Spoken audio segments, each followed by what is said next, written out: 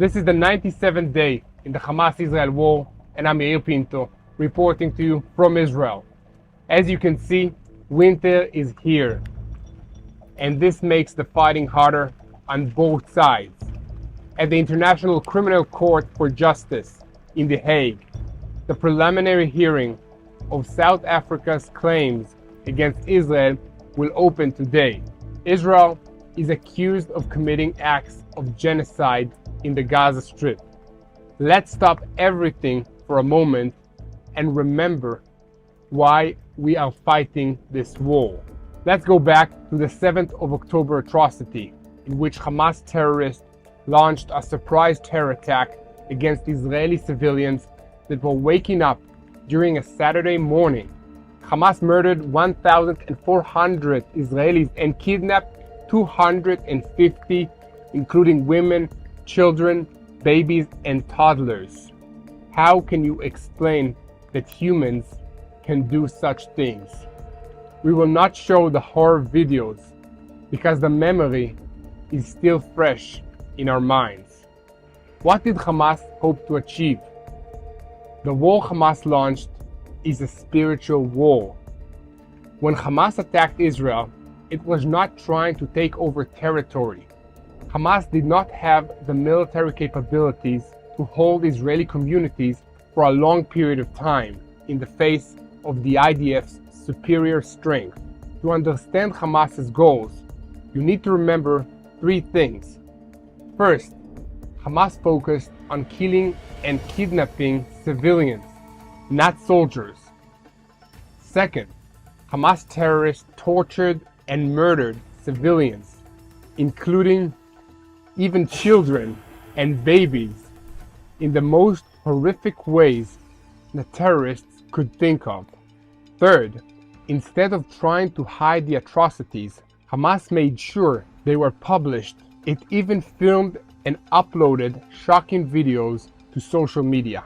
This is exactly the definition of terrorism, and we have already seen similar things in the past with the Islamic State, ISIS.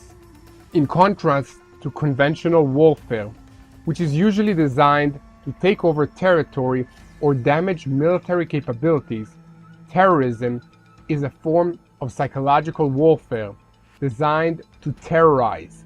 Organizations like ISIS and Hamas brutally kill hundreds of people in order to terrorize millions around the world.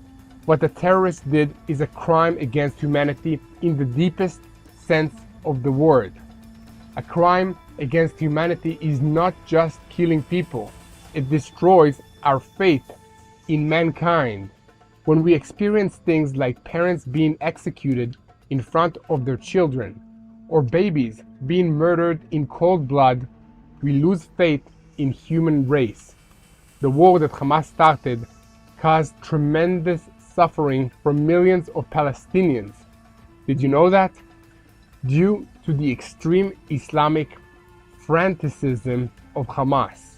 Hamas simply does not care about the suffering of humans, Israelis or Palestinians. We must win this war for the Palestinian people as well as the Israelis to have a better future. In the fight against Hamas, Israel must protect its territory and its citizens. The goals of the war are clear. At the end of the war, Hamas must be completely disarmed and the Gaza Strip must be demilitarized so that Israeli citizens can live without fear.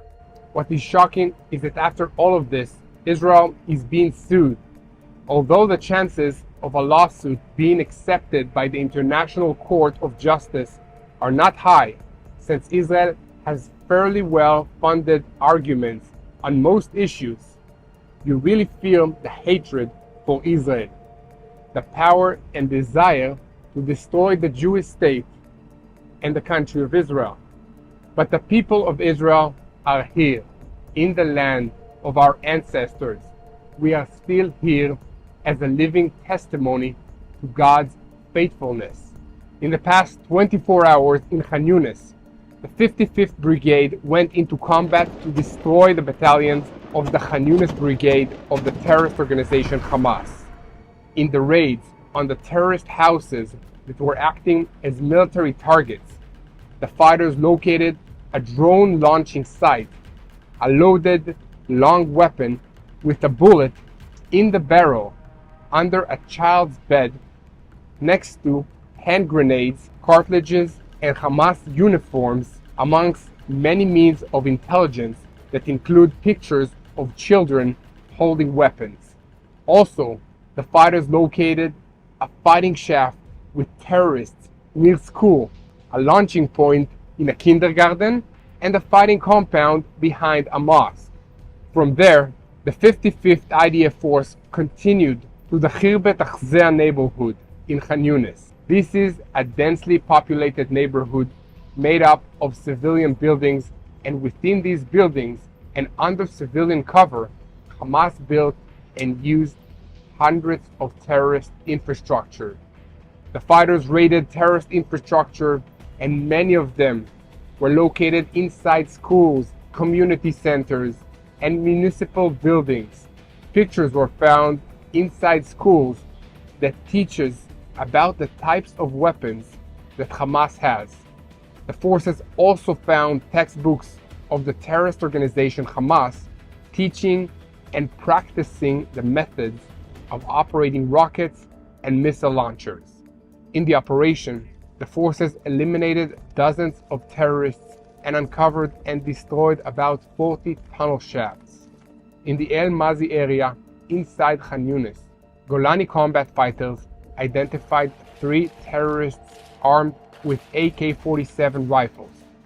The forces began to follow them using an aircraft, and the terrorists were spotted coming out of a tunnel shaft and were eliminated in a precise attack by an Air Force aircraft. Following intelligence information guidance, the unit's fighters located during the operation in the area many weapons inside family homes of the terrorists.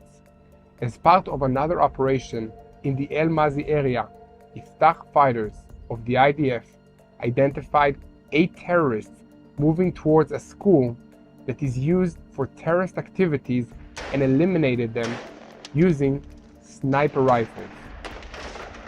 In Khan Yunis, the fire assembly of the Givati Brigade combat team identified 3 terrorists coming out of a building where weapons were located, and in cooperation with the fighters directed the Air Force aircraft assembly that attacked them, and they were eliminated.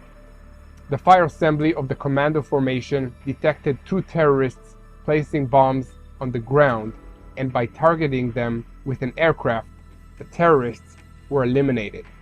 Later, the fire assembly detected 2 more terrorists entering a building when one of them went up on the roof to observe our forces. The 2 terrorists were neutralized by a fighter jet.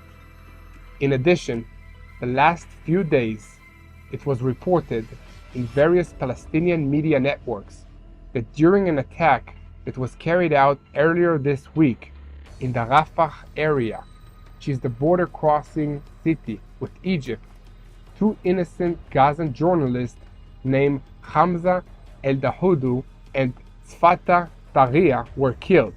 Intelligence information in possession of the IDF proves the identity of the 2 killed were operatives in the terrorist organizations that include Hamas and GAP in the Gaza Strip. They took part in operations against IDF forces and actually are not journalists. Before the attack, the 2 operated drones in a way that created a real threat to our forces, who directed an Air Force aircraft to attack the terrorists who are responsible for this operation.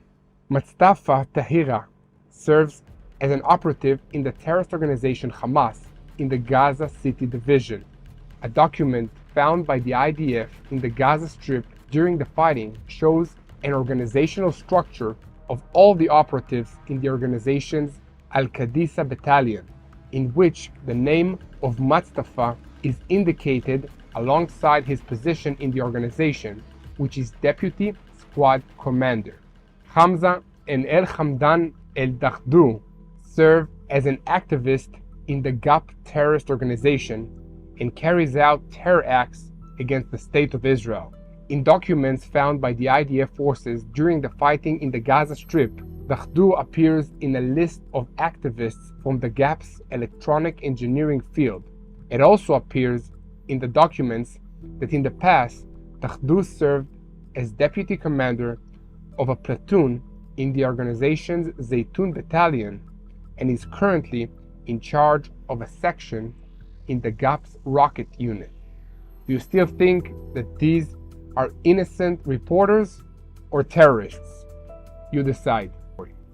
Please continue to spread the truth that Hamas is a terrorist organization, that terrorism creates a world of fear, a world of terror.